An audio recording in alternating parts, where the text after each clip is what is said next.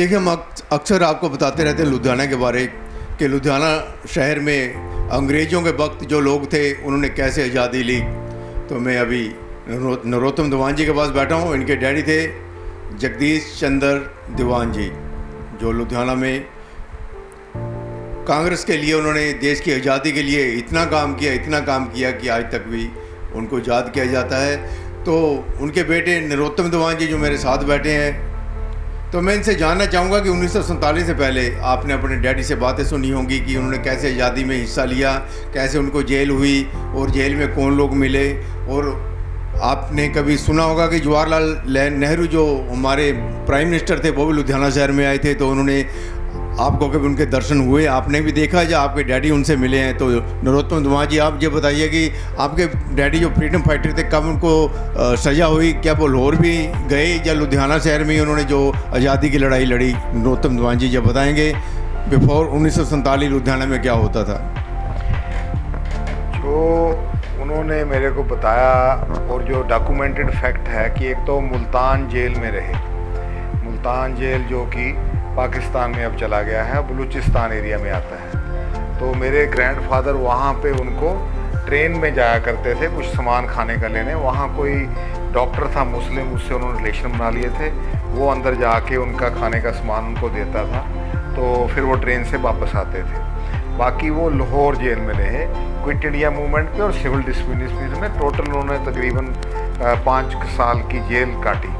तो जेल के वो बातें जो बताते थे, वो एक बार तो बताते थे कि वहाँ पे उनको टीका लगा दिया, मलेरिया हो गया था और बड़ा मोटी सी सुई में कपड़ों के थ्रू ही लगा दिया, तो उनको पेन बहुत देर होती रही पर मलेरिया ठीक हो गया। एक बार मुल्तान जेल में उन्होंने, उनके साथ डॉक्टर कालीचरण थे, लुधियाना के मशहूर लीडर थे, तो कुछ और लोगों ने मिल के उस टाइम, मतलब कि ये नेशनल फ्लैग नहीं होता था, कांग्रेस का फ्लैग होता था जो कि केसरी, सफ़ेद और हरा, वो डंडी पे लगा के मुल्तान जेल के ऊपर लगा दिया उन्होंने।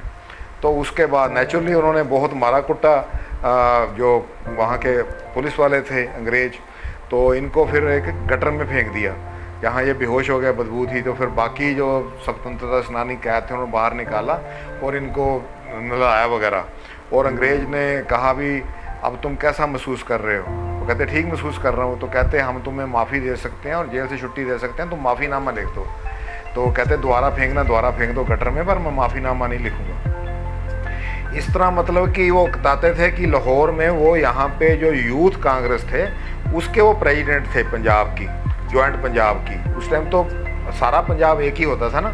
तो लाहौर में इन्होंने एक अधिवेशन ऑर्गेनाइज किया था जो कि नेशनल अधिवेशन था। तो कहते थे कि उस अधिवेशन में ज़्यादातर इंडियन जो थे, जो आए थे लोग, वो 80% नंगे पाँव थे। वो बताते थे कि इंडिया में प्रोग्रेस हुई है। तो उसके साथ ये बताते थे कि जब बुड्ढा नाला है जो अब गंदा नाला बन गया है, तो वो नाला जो है उसका पानी इतना साफ़ होता था क्योंकि ये ट्रिब्यूटरी है सतलुज नहर की, कि उसमें वो नहाते होते थे और उसमें पैसा फेंकते तो नीचे दिखाई देता था। तो ये मतलब कि डिटीरियोरेशन हुई है। और वो पहले एमएलए बने यहाँ के लुधियाना के 1952 में, 2 एमएलए सिर्फ होते थे। तो एक यहाँ के जो चीफ मिनिस्टर बने भीमसेन सच्चर, और दूसरा वो बने भीमसेन सच्चर को भी, और मिस्टर अब्दुल गनी डार जो एमपी बने यहाँ से, वो सबको इन्होंने बुला के इनवाइट करके, डार नेचुरली कश्मीरी थे और भीमसेन सच्चर यहाँ के रहने वाले नहीं थे, पर इन्होंने इनवाइट किया भी ये मेरी कॉन्स्टिट्यूएंसी है, सब लोग मेरे को जानते हैं, तो आप यहाँ से जीत जाएंगे पक्का और आपको खर्चे वगैरह की कोई प्रॉब्लम नहीं है। इन्होंने जितनी अपने पैसे मिले थे ना पार्टीशन में मेरे ग्रैंडफादर को, सारे इलेक्शन में खर्च दिए पहले, तो सारे जीत गए ये। तो वहाँ पे ये एमएलए बने, और परंतु ये आगे नहीं ज़्यादा प्रोग्रेस कर सके क्योंकि ये बड़े ऑनेस्ट थे और ये ना पैसा कोई इलीगल लेते थे, ना इलीगल किसी को देते थे, ना किसी का पैसा ऐसे एक्सेप्ट करते थे, ना कोई गलत काम किसी करते थे। वहाँ कांग्रेस में मशहूर है कि वहाँ पे कोई लोग आते थे, सर कोटा राज होता था उस टाइम की, कोटा लगवा दो, पैसे लेके लाइसेंस ले दो सरिये का, सीमेंट का, उसको लोग ब्लैक में करते थे। हाँ, ब्लैक में करते थे, ये नहीं करते थे कभी। तो उसको वो बाहर किसी की पान की दुकान थी, अब मैं नाम नहीं लेना चाहता, वो बाहर लोग चले जाते थे, तो पान की दुकान वाले आजकल तो बहुत बड़े इंडस्ट्रियलिस्ट बन गए हैं लुधियाना के टॉप मोस्ट, तो वो उनके काम करवा के मिनिस्टरों से शेयर, सेंट्रल मिनिस्टरों से उन्हें रख लेते थे बीच में। तो ये तो कांग्रेस की अनफॉर्चुनेट बात थी कि उसके बाद आज़ादी के बाद पर ये को मेरे को बहुत से जो रिफ्यूजी आए पाकिस्तान से, उन्होंने बताया कि रात रात जाके उनको कंबल बांटते थे, उनके लिए खाना बांटते थे, कहीं पे फ्लड आ जाए तो वहाँ पे जाके हेल्प करते थे। इनकी शुरू से टेंडेंसी थी as a human being to help everybody, और ये रियली कर्मयोगी थे। और ये मेरे को कहते थे कि गीता का एक ज्ञान है कि जो भी एक मतलब कि हमारी जो श्रद्धा है, डिवोशन है, उसके साथ काम करो, जो ज्ञान है उसको यूज़ करते हुए सारा ज्ञान करो, और सारा मतलब कि कर्म जो है आप गॉड को दे दो। तो ये गीता पढ़ते थे, उससे मेरे को भी ये पढ़ने का शौक़ पड़ा।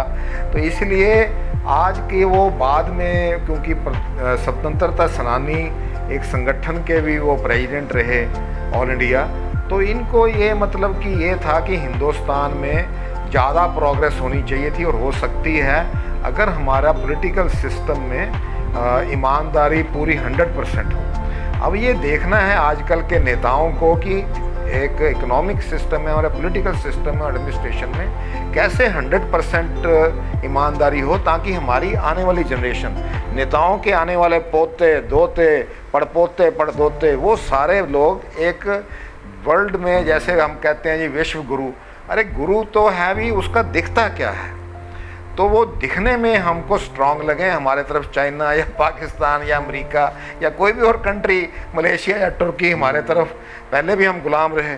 तो इसलिए हमको ज़रूरत है कि हम ये स्वतंत्रता सेनानी जिन्होंने तब लड़ाइयाँ लड़ी, जिनको ये नहीं पता था कि आज़ादी मिलेगी कि नहीं मिलेगी, क्या वो जेलों में मर के सड़ जाएंगे या मार दिए जाएंगे, तब भी उन्होंने देश के लिए अपनी सारी कुर्बानियाँ दी। मेरे को, क्योंकि मैं स्वतंत्रता सेनानी उत्तराधिकारी संघ का सेक्रेटरी हूँ, और उस टाइम, अभी तो बहुत कम ही शायद कोई भी स्वतंत्रता सेनानी रह गया, मैंने जो शुरू में समागम हुए राष्ट्रीय, मैंने उनकी इंटरव्यू ली। वो बताते थे कि जब अंग्रेज़ आपको अरेस्ट करता था कि स्वतंत्रता सेनानी है, वो उसकी दुकान और मकान दोनों पे ताला लगा देता था, और उसके बच्चे जो रुल जाते थे वो कहीं उसको कोई आश्रय भी नहीं देता था, क्योंकि वो अंग्रेज़ कहता था आप इनसे मिले हुए हो। इसलिए बेचारों को, जो अमीर बंदे भी होते थे, उनको भी मतलब कि एक बर्तन मांज के काम करना पड़ता था।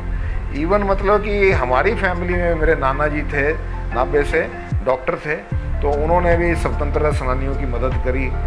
इवन कहते हैं ज्ञानी जैल सिंह को भी पैसे भी दिए, घर में भी छुपा के रखा, तो पर उनको भी अंग्रेज़ों ने केस डाल दिए, जेल में डाल दिया। तो इस तरह मतलब कि लोगों ने बहुत ज़्यादा मतलब कि सेक्रीफाइस किया है, अपनी पैसे, दौलत, टाइम, अपनी ज़िंदगी दी है। देश ऐसे नहीं है आज़ाद हो गया।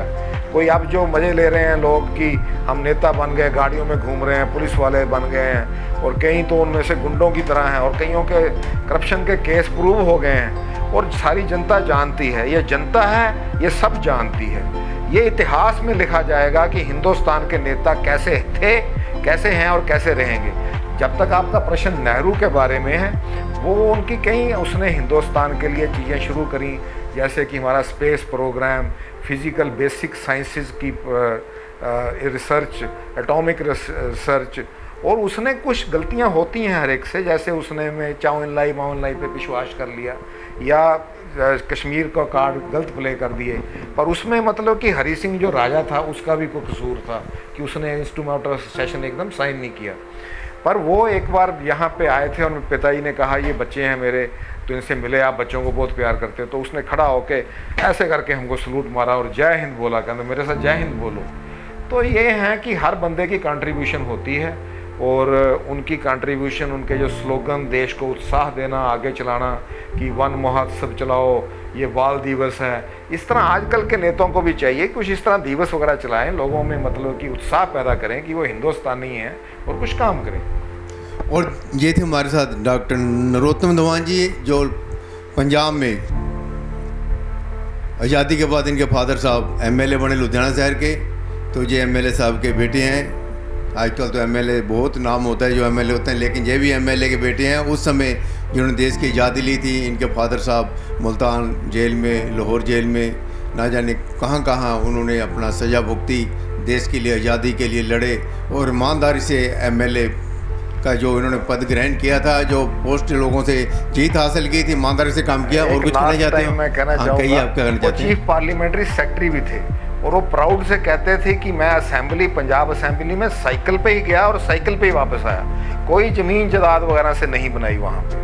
वो एडवोकेट थे, उन्होंने अपनी प्रैक्टिस से जो पैसा कमाया उनसे अपना परिवार पाला, उसमें से भी पैसा दान करते रहे। तो ये थे हमारे डॉक्टर नरोत्तम दीवान जी, जिन्होंने बताया कि उनके फादर साहब ने 1947 से पहले कौन कौन सी जेल में जाने की सज़ा भुगती।